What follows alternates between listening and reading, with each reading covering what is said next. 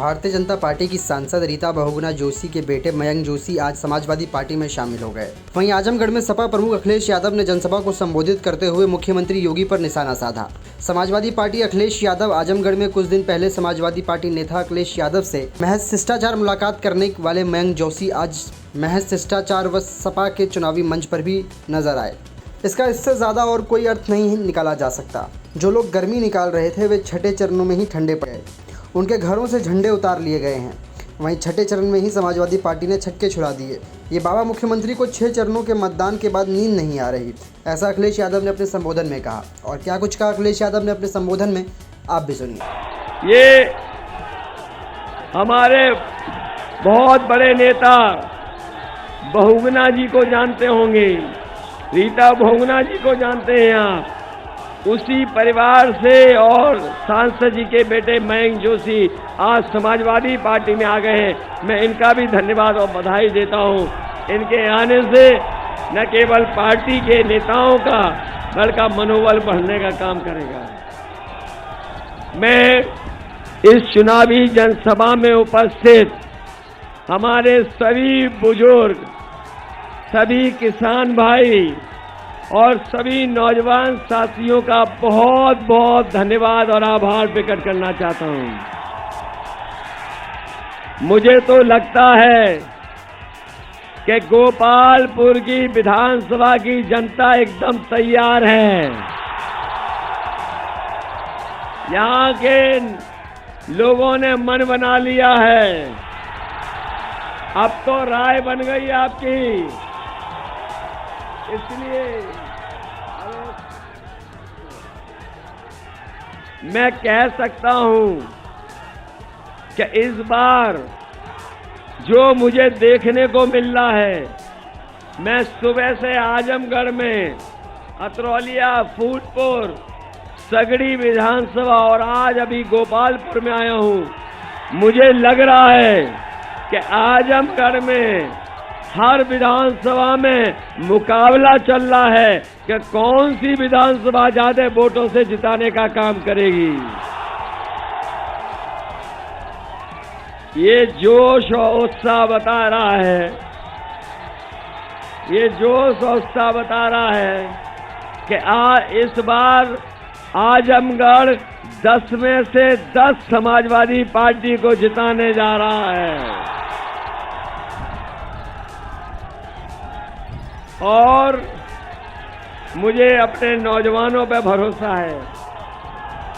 Suhel Dev party साथ आ गई, इनके कार्यकर्ता नेताओं पे भरोसा है कि यहाँ के लोग जब धुआंधार वोट डालने को तैयार हैं तो मुझे पूरा यकीन है कि धुआं उड़ाने वाले इस बार धुआं धुआं हो जाएंगे। नौजवानों, जो गर्मी निकाल रहे थे 6 चरणों में ठंडे हो गए।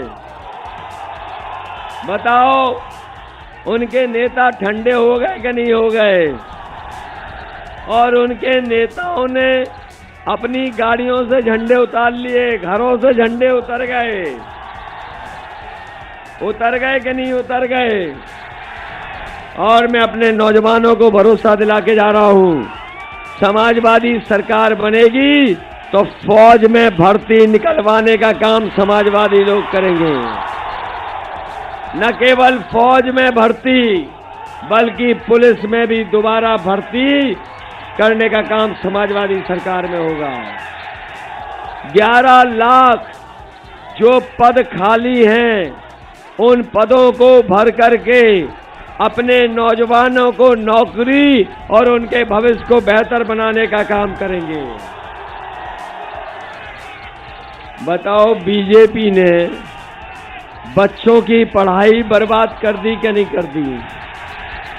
पिछले 3 साल से हमारे बच्चों की पढ़ाई चौपट हो गई है। इसलिए मैं अपने बीएड टेट वालों को, शिक्षा मित्र को, 57,000 शिक्षक भर्ती वालों को कह के जा रहा हूं कि समाजवादी सरकार बनेगी तो बीएड टेट वालों को समायोजित किया जाएगा और नई शिक्षक भर्ती निकाल करके भी आप लोगों का मौका देने का काम होगा।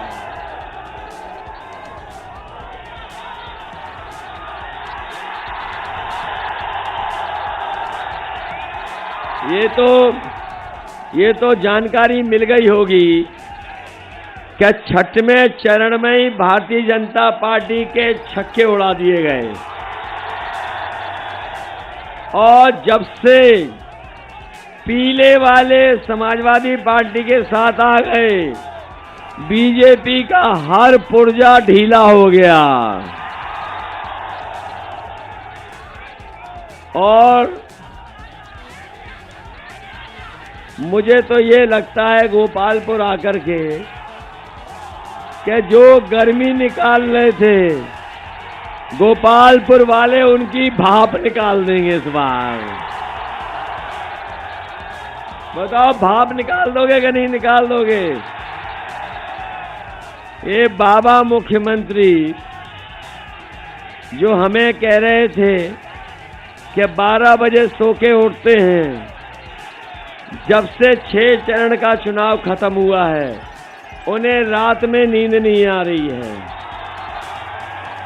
रात में आजकल धुआं मांगने लगे हैं, धुआं मांग रहे हैं और सुनने में आया है कि मुख्यमंत्री आवास में पुताई वालों से काले धुएं के धब्बे भी पुतवाए जा रहे हैं। ये मुझे सभा में लैपटॉप दिखाई दे रहे हैं, ये स्मार्टफोन दिखाई दे रहे हैं, ये कहीं बाबा जी के दिए हुए तो नहीं है। बाबा जी कह रहे थे हमने 2 करोड़ स्मार्टफोन बांट दिए। इसलिए बाबा जी नहीं देने वाले, क्योंकि बाबा जी खुद कंप्यूटर और मोबाइल नहीं चला पा रहे तो वो आपको देंगे क्या? इसलिए आजमगढ़ के लोगों का मैं धन्यवाद देना चाहता हूं, मैं बधाई देना चाहता हूं कि हर समय पर आजमगढ़ के लोगों ने समाजवादियों की मदद की है। हमें भी जिताया, नेताजी को भी जिताया और जब कभी भी सरकार बनाने की बात रही होगी आजमगढ़ की जनता ने सबसे ज्यादा विधायक जिता करके सरकार बनाने का काम किया है।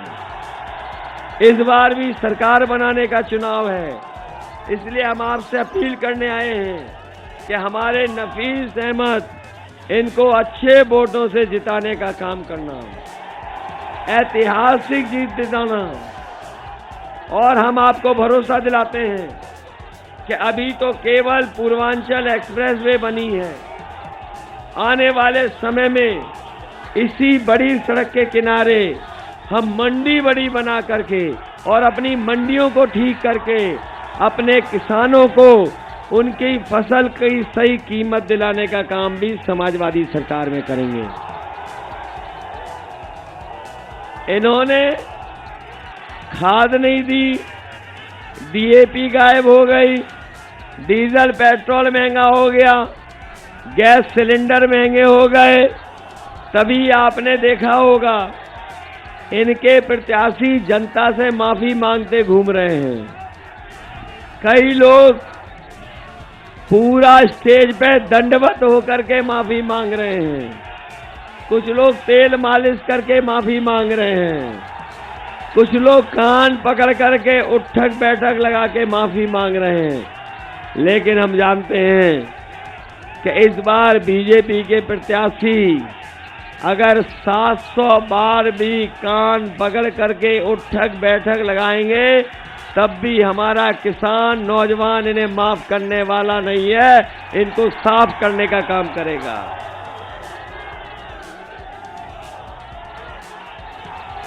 जो हमारी और अब आपकी टोपी पे कहते थे, उन्होंने टोपी पहन ली लेकिन रंग बदल के टोपी पहनी है।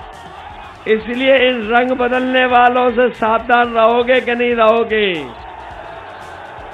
ये बीजेपी के लोग झूठ बोलने वाले, इनसे सावधान रहोगे कि नहीं रहोगे? ये चुनाव जहां झूठ बोलने वालों से बचना है, वही किसानों का चुनाव है, नौजवानों के भविष्य का चुनाव है, लोकतंत्र को बचाने का चुनाव है, संविधान को बचाने का चुनाव है और उत्तर प्रदेश को खुशहाली पे ले जाने का भी चुनाव है। इसलिए मदद करिए, मदद करोगे सब लोग। कोई ऐसी वैसी बात तो नहीं है। ये दूसरे दल वाले आ रहे हैं, इनकी सरकार नहीं बन रही है, सरकार तो साइकिल वालों की बन रही है। इसलिए एक एक वोट समाजवादी पार्टी के साइकिल पे डाल देना और हम आपको भरोसा दिलाते हैं, चाहे हमें अस्पताल बनाने का मौका मिलेगा तो अस्पताल बनेगा, बच्चों की पढ़ाई के लिए महाविद्यालय बनाने का काम होगा। हमने कहा है कि आजमगढ़ में खेल को लेकर के और आज के क्षेत्र में बच्चों की रनिंग ट्रैक के लेकर के या खेलने का स्टेडियम बनाना पड़ेगा तो बनाने का काम करेंगे। आजमगढ़ में जिस तरीके से समाजवादी सरकार में, लखनऊ में, बनारस में, कानपुर में और इटावा में एक दूध की डेयरी लगी थी बड़ी वाली, कन्नौज में, नोएडा में, झांसी में, अगली सरकार बनेगी तो हमें चाहे दूध की बड़ी डेयरी लगवानी पड़े तो यहाँ के किसानों की मदद के लिए एक बड़ी डेयरी लगाने का काम करेंगे। और अगर हमें परसपुर, परशुरामपुर ब्लॉक बनाना पड़ेगा और महाराजगंज तहसील तो वो भी बनाने का काम समाजवादी सरकार में होगा। जहां क्षेत्र में बाढ़ से बहुत क्षेत्र प्रभावित हो जाता है, हमारी खेती बर्बाद हो जाती है, किसान को परेशानी उठानी पड़ती है। जब कभी नेपाल से पानी छोड़ा जाता है या बारिश ज़्यादा हो जाती है, उस समय घाघरा नदी से बड़े पैमाने पर नुकसान होता है।